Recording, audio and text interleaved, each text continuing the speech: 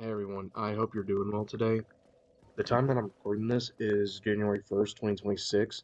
I have been in progress of making this video a little bit before the new year started to come about, but this video in particular is going to be talking about physical media and why it's important and the significance behind it because there's a lot of stuff that people just kind of forget about when it comes to physical media and why it's such a likable thing and such a big investment that people often, put time into, even if it costs money compared to being able to just have something at your own disposal through your phone. So to start things off when it comes to physical media, I've always been someone who has preferred it over digital download, yet alone just having it at an easier convenience to just have it installed. Now, I grew up in the early 2000s, and I remember seeing this major change with technology just constantly changing over time compared to what was there prior to it. Now, the Y2K was like this really big thing where people used to believe that, everything was going to shut down and it was going to be reset and everything, and all the technology was just going to go blank, pretty much like a big reset that you would see something in some sort of sci-fi movie.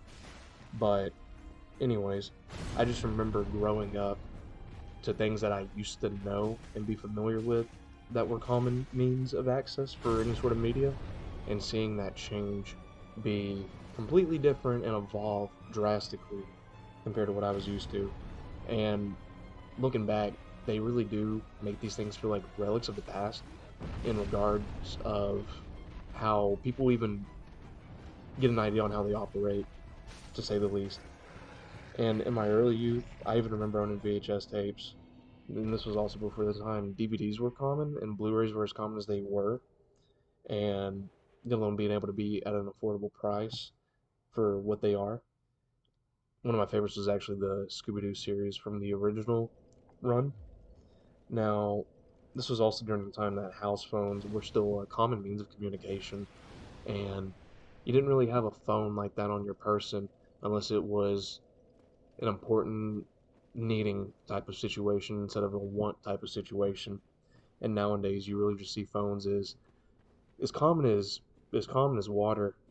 I feel like, and the reason why I say it's as common as water is because everyone and their grandparents, from kids, or just seeing having smartphones nowadays. Whenever that used to not even be a thing, yet alone have an idea of having your kid on a phone.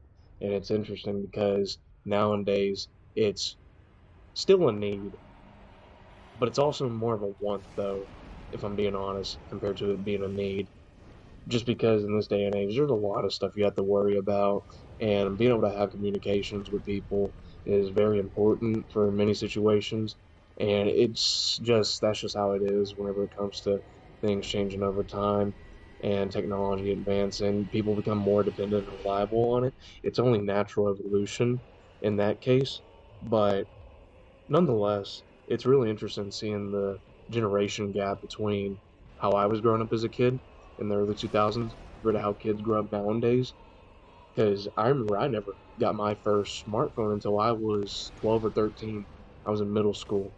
And nowadays, you just see kids that are not even in middle school having these really advanced smartphones that are just common. It's just the common thing nowadays. It's a common theme among people of all age groups, if we're being realistic here, for the most part. Now, getting back into the whole physical media stuff and the importance of it, the first reason on why it would be important is because all the variety that you have when it comes to it. So, because we're in a day and age where phones serve as something as more of an essential, it's really interesting seeing how physical media has become something that's seen more as a hobby or just something as antique related for the most part, just because you have everything on your phone that you could ask for. You want to hear the news, you want to hear something about music, you want to watch something, record something, it's all there on your phone. Everything is easily accessible through that, and it really limits the use and convenience of physical media whenever everything used to be its own separate entity instead of being melded and fused into this one entity that's able to have multiple uses. Now, this one phrase I like to say, less is more. is a big phrase I could easily apply when it comes to physical media because the less reliability you have on your phone, the more familiar you're able to be with other devices, and you don't really have to worry about that type of stuff in this day and age just because of how convenient it is for anything. And it really just makes it hard to even understand how former pieces of technology work, yet alone even knowing that you can just have something physical at your disposal instead of just having it on your phone and it feeling like it's a half version of itself.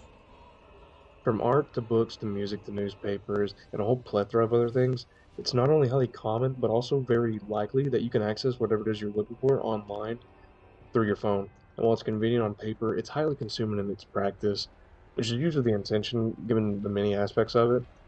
And typically it's just consumed through the lens of technology. That's just how it's going to be. And it really just takes away the ownership aspect, which is going to be our second reason on why it's so important, is having something truly owned through you personally buying it and it being labeled as your own thing. And it's really interesting because in this day and age, it really doesn't feel like you own anything anymore. It really just feels like it's being lent out to you out of the kindness of someone's heart, aka whatever company it is that you get something from, whether it's games, movies, you name it.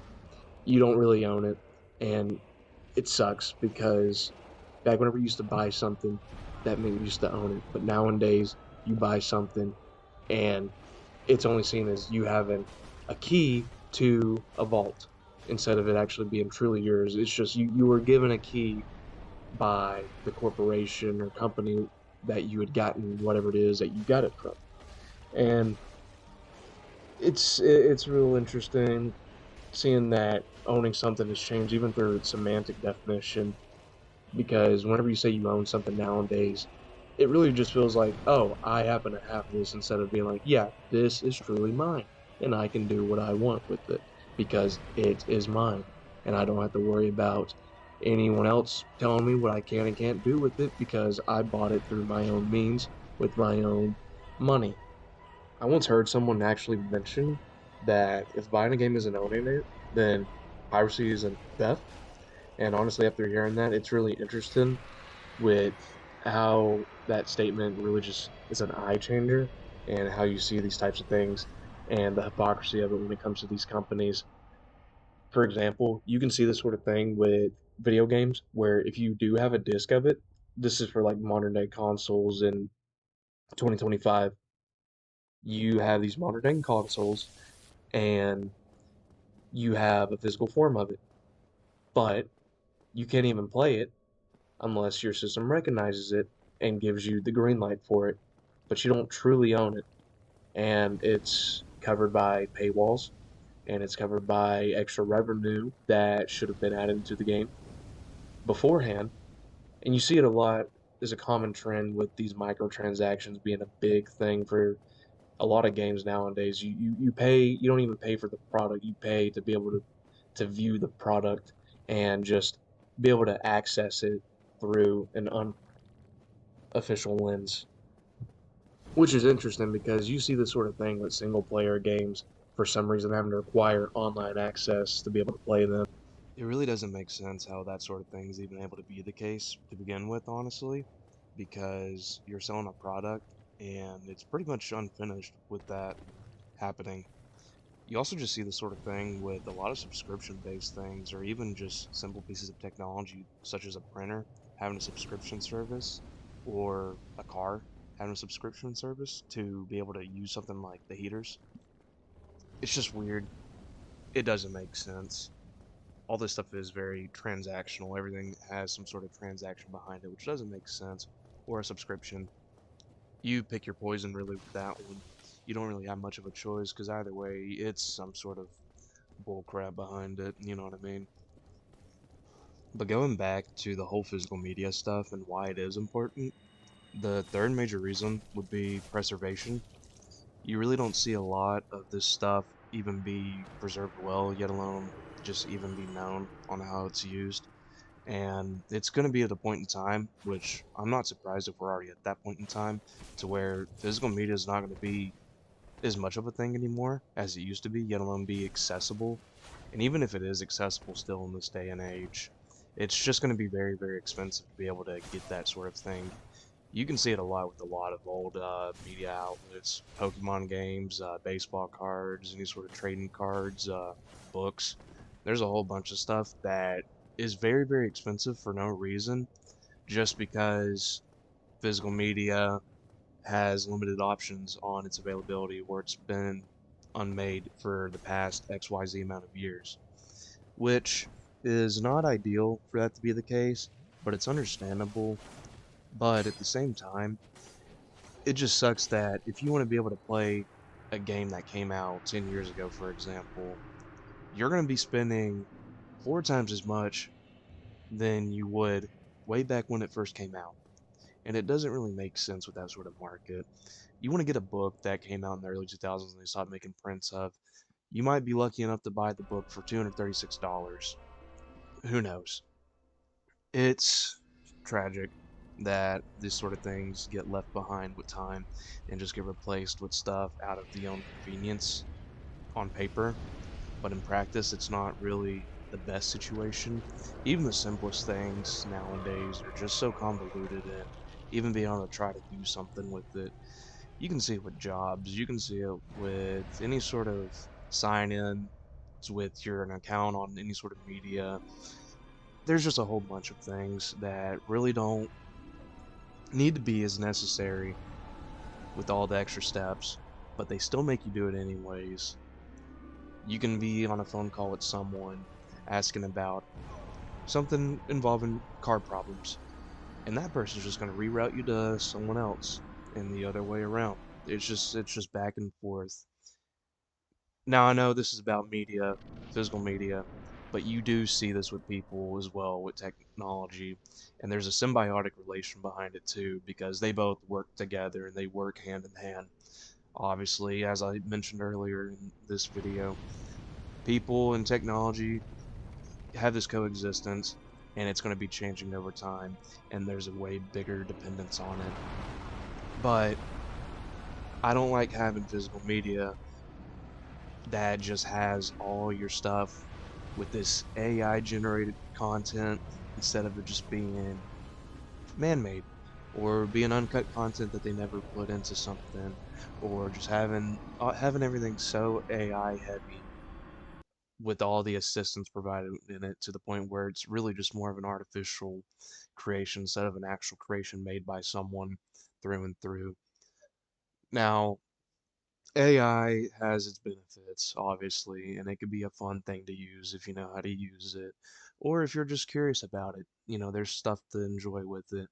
But whenever AI is making stuff way more expensive than what it should be, just for the whole purpose of AI support, it gets concerning to the point where you get anything outside of AI related, like physical media, it's just going to be way more expensive. Yeah, I can have something accessed online through just a click of a button, but really, do you really want to have everything on your screen when most people are already chronically online as it is?